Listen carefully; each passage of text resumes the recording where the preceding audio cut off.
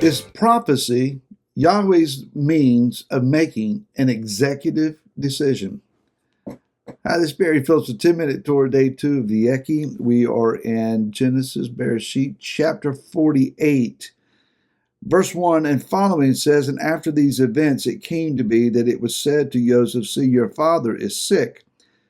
And he took with him his two sons, Manasseh and Ephraim. Yaakov was told, See, your son Joseph is coming to you. And Israel strengthened himself and sat up on the bed.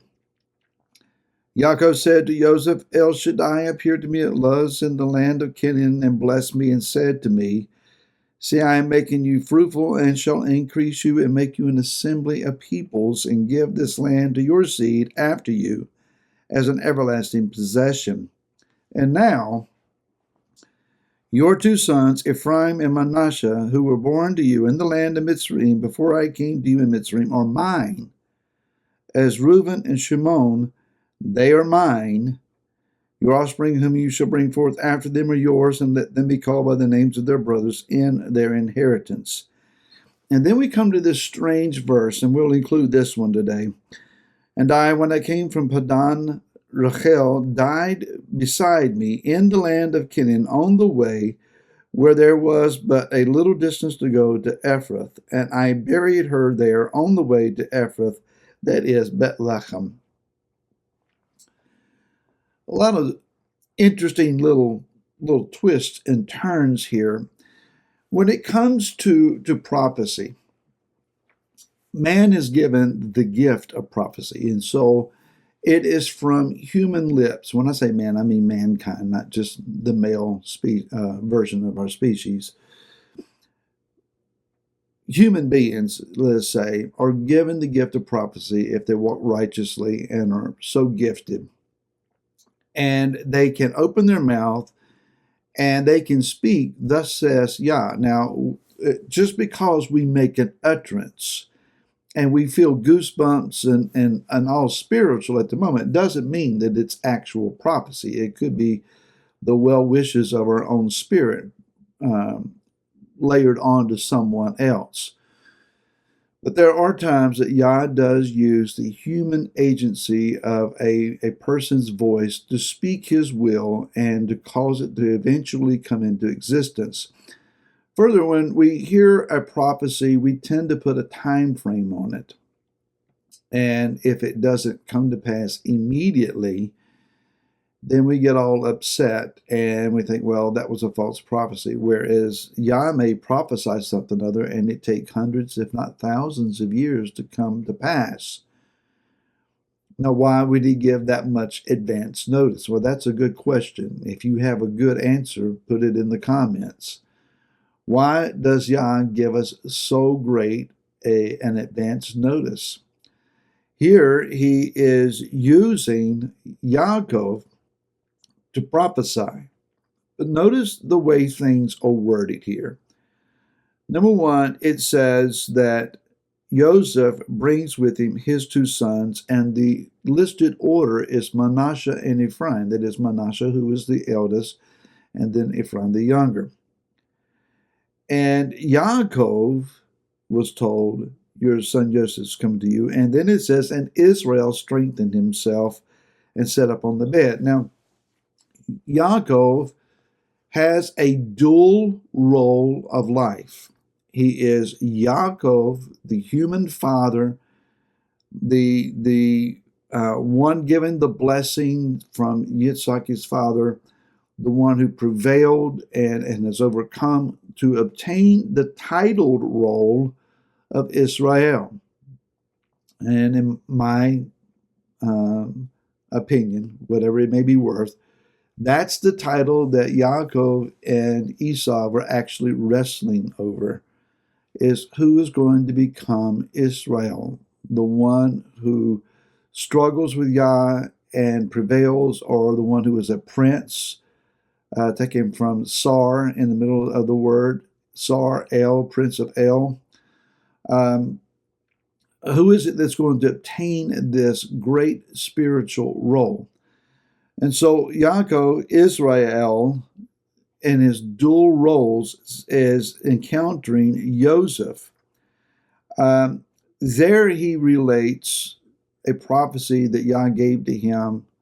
This would have been along the time of his wrestling not wrestling, but viewing the ladder, the going up between heaven and earth, and saying, I'm going to make you fruitful, increase you, make you an assembly of peoples. Whoa, whoa, whoa, whoa. Don't read too fast there. An assembly of peoples, a congregation of peoples, peoples plural. So there is a gathering of peoples of a variety of some sort. Now, I don't know that he had the ability or capacity to fully imagine what that would be like. Maybe you learned the same song that I did, Vacation Bible School or Sunday School. Red and yellow, black and white, they are precious in his sight. So, Yeshua loves the little children of the world. The idea is there are a variety of races, ethnicities, cultures, groups, people, identities, nations that are going to be put together in an incredible righteous melting pot, if you will. The kingdom is going to be multicolored, multiracial, multicultural. We're all going to take on the culture and the identity of Messiah, but we're not all going to look exactly the same. So it says here then that Yaakov says to Joseph in verse 5, now your two sons, Ephraim and Manasseh, he's putting the younger before the elder, and there's a reason for that we'll get to tomorrow. He makes, it seems, an executive decision here. But it is under the gifting of prophecy, for in the elevating then of these two grandsons to first generation son status, he is equating them with the two eldest sons that he has, Reuben and Shimon. He's just not including them in the group. He said, like the first two that I gave birth to, these two are in equal standing with them. Can he do that? Well, he just did. And Yah approves it and agrees with it. And as we see tomorrow, we'll put his anointing and his stamp upon it. Now, we included this verse about Rachel dying on the side of the road. Yaakov ends up being buried in the burial chamber that includes Abraham and Sarah, Yitzhak, and Rivka. Some scholars say even Adam and Chava are in there at Hebron. But he is buried there with Leah. Leah, the one who loved him so passionately and tried through childbirth to gain his favor and first primary wife status from him and never seemed to achieve that. It was Rachel whose beauty and form and character and personality that Yaakov was fully enthralled with. Yet he buried this bride, the most beautiful bride, on the side of the road? Why? It wasn't because he didn't love her. Again, I think he made a prophetic executive decision. In the book of Jeremiah, chapter 31, it says in verse 15, thus said Yahweh, a voice was heard in Ramah, wailing, bitter weeping, Rachel weeping for her children, refusing to be comforted for her children, because they are no more.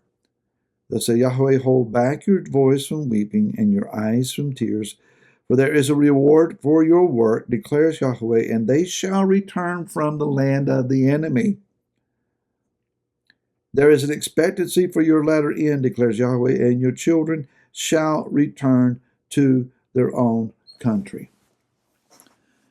Spiritually speaking, prophetically speaking, Rachel has been weeping for her generations, her children that have been lost in exile. But Yah says, it's time. There's a time coming you'll weep no more, because those exiled children are going to come home. And that is Yah's executive prophetic decision. Make a decision to be with me again tomorrow. Until then, shalom.